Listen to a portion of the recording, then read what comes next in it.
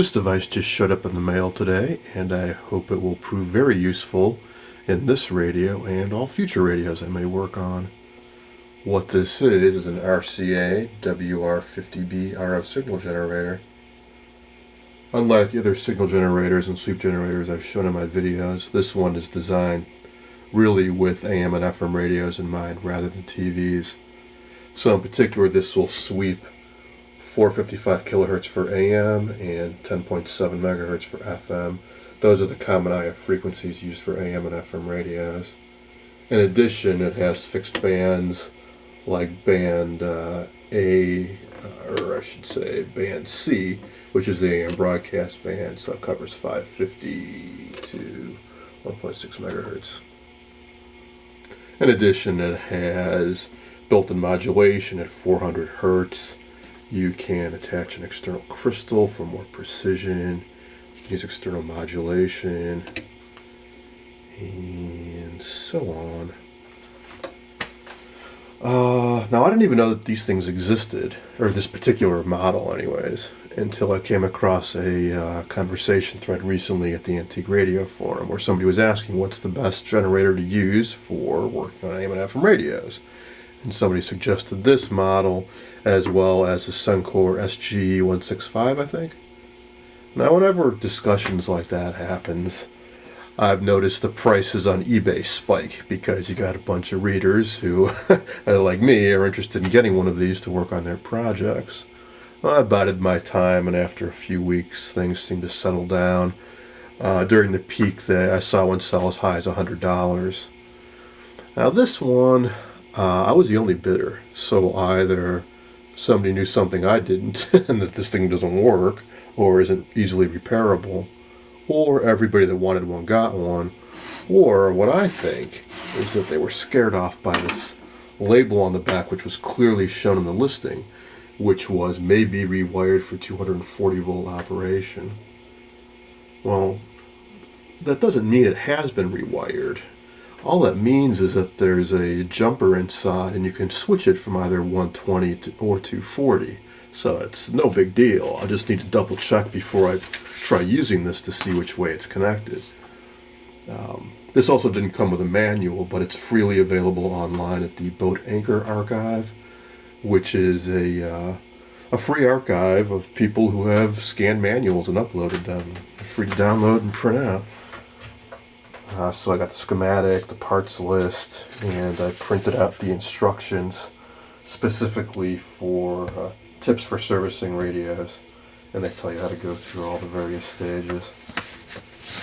So the first thing I want to do is pop the cover off of this and do some basic checks, and I'll do a quick recap. There aren't very many capacitors in this at all. 2 electrolytics and like 4 or 5 paper caps, and I'll make sure the diodes are okay. Apparently this was new enough that even though it has tubes, it does have what I think are silicon diodes. One on the main rectifier here.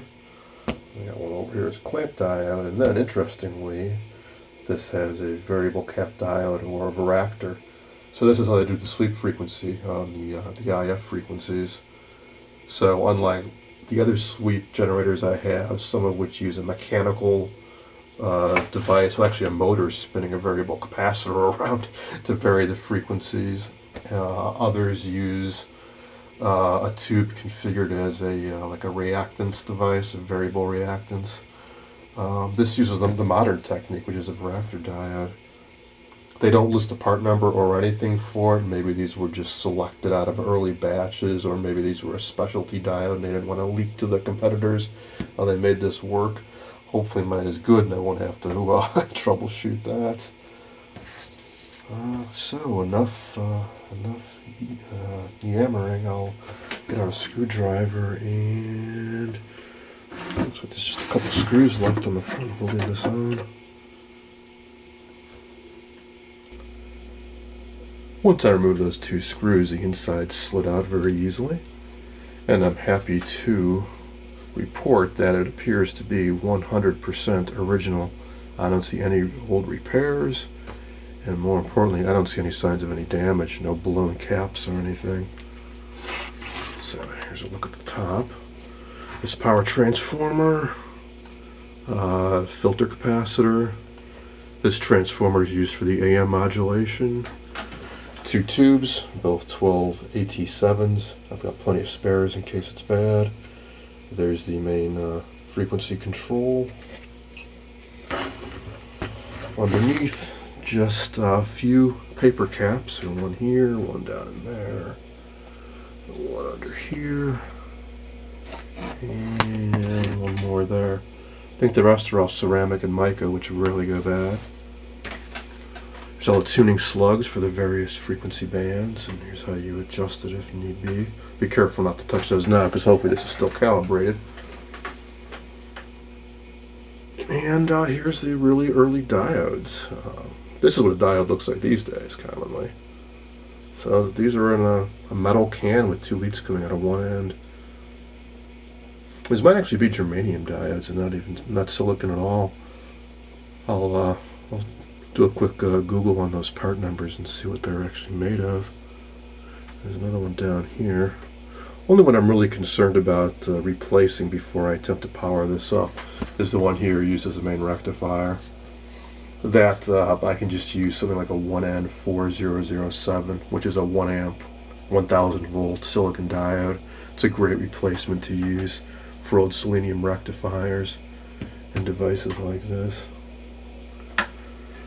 Yeah, I'm not sure where it is in here though, because those 2 small metal cans I doubt are the main rectifiers, because they're too small and they don't have heat sinks or anything. I bet it's lurking somewhere else in here. Well, I guess I could just trace out the rectifier and see where the leads go. There's one there.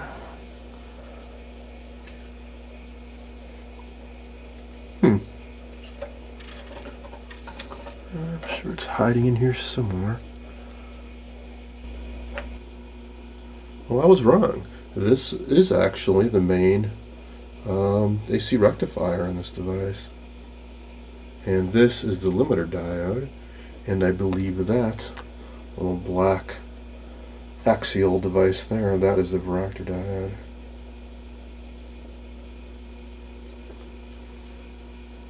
So I'm going to do some quick tests, do some quick capacitor replacements, and try powering this device up. Before I dive into restoring this generator and troubleshooting the radio, I thought I would try out some good suggestions I got from a couple of my viewers. One was to replace the micas inside the IF cans, like in Retro Chad's recent series on restoring a Philco radio. I had thought about that too, because I did watch that series and it was very interesting, and I have popped a shield on one of these, and they are the same. They're very similar looking mica caps where they are kind of pop riveted onto the bottom. And if I have to, I will do it.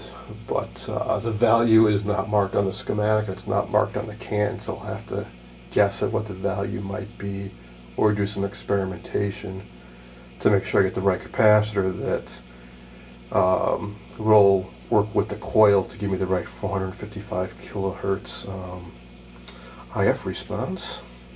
The other suggestion was, instead of hooking up just a random length of wire, to scrounge up a loop antenna from another radio maybe and hook that up. So that's what I'm going to try first. This is from a modern, or fairly modern, JVC AM/FM stereo receiver, I think from the early mid-90s. Now the original one had 3 leads going to it, one of which connects to one end of the loop and also can hook up to an external antenna, and that was attached via a length of the loop to this guy, which then continued on through the spiral of the loop, and the other end of it was attached to this. And in between these two was a capacitor, a variable capacitor of 2 to 20 picofarad. So I'm just going to pull out I'll try a 10 picofarad mica cap and get some alligator clips out and hook this antenna up as best I can to simulate the antenna that this radio came with, and let's see how that works. Okay, I've got it hooked up, so let's Let's give it a try.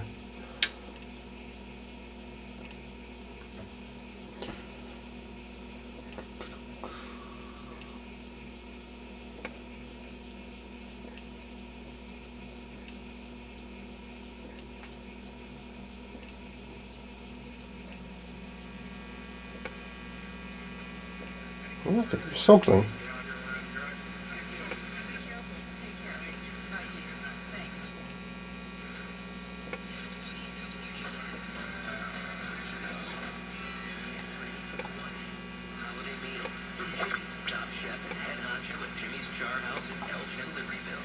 Well, before, if you recall, I got was some modulated garbage, but that's actually intelligible audio. Outstanding black steak, duck, and fresh seafood, all char broiled to perfection.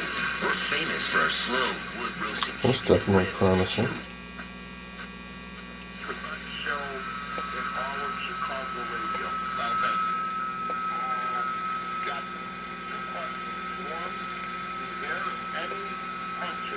It's not great, but then again, this isn't the same number of turns, and I don't know about this capacitor. I can't exactly vary it.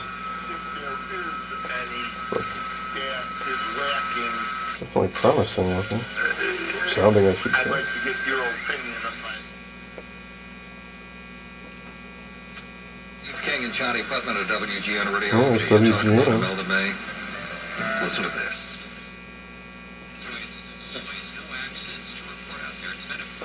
And WBDN.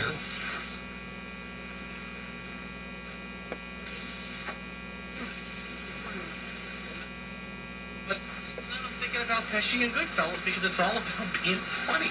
So how about that? Now, what makes me so funny? All we needed was for Derek Anderson, or you know, we needed somebody from the background to shout up to Derek Anderson, go, "Hey, Derek, hang on, he's just." So I think what I'll try doing is, here's the internal antenna. I've started repairing it, but I still have a ways to go, but I think I'll hook it up as it is and see what kind of life I can get out of it. Okay, I've got it hooked up, and already it's sounding a lot better. Now, it's very, very touchy because if I bump it, depending on how these turns short out, I get really loud or a lot less volume, but how about that? I bumped it a little bit, so well, I think you get the idea. I definitely need to repair this, and that's the way to go. This must be really carefully tuned loop antenna for use with this radio. Okay, so I will continue on two fronts. I will try to finish repairing this antenna, and I will try to get this up and running, because I've wanted one of these for a while, and I want to put it through its paces, and I figure this radio is a good opportunity since it's out here on the workbench.